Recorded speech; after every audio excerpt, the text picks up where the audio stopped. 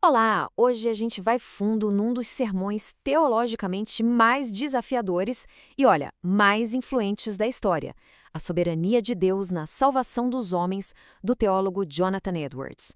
É uma daquelas obras que vai direto ao coração de questões gigantescas, como o livre-arbítrio, justiça e o poder absoluto de Deus. Então, vamos mergulhar nisso. Edwards constrói o argumento dele inteirinho a partir deste versículo de Romanos. E que versículo, hein? É super provocador. Ele não mede palavras. Essa única frase é a fundação para uma exploração bem radical da soberania divina.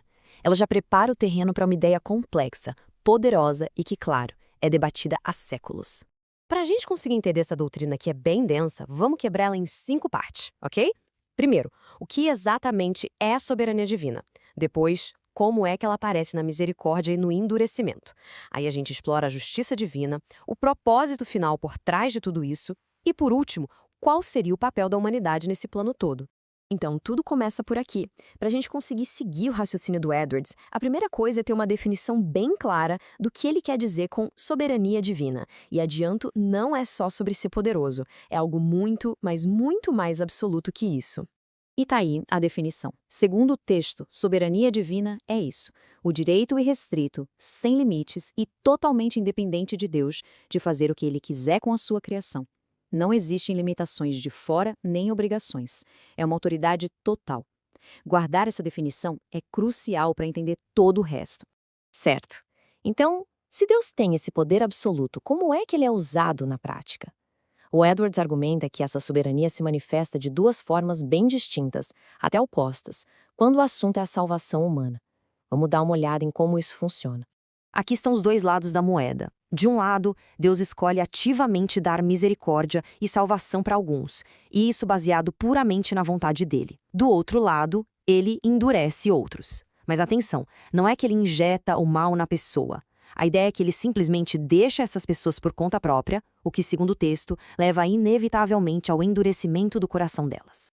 Essa é a primeira coisa que vem à mente, né?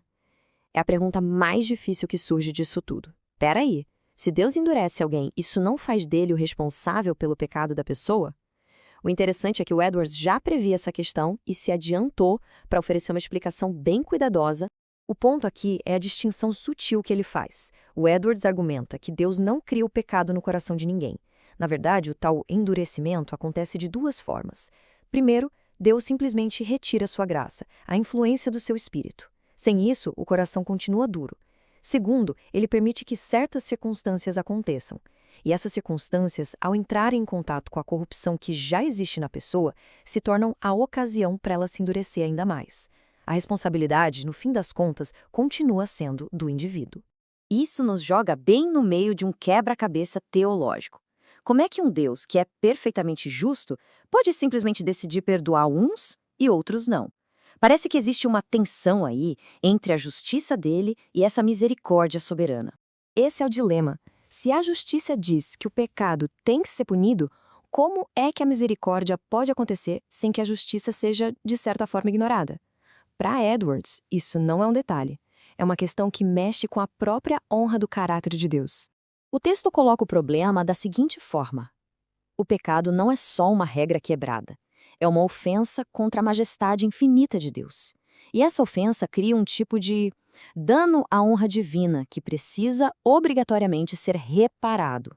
Simplesmente perdoar, sem que haja essa reparação, diminuiria a glória e a justiça de Deus. E aqui vem a solução proposta.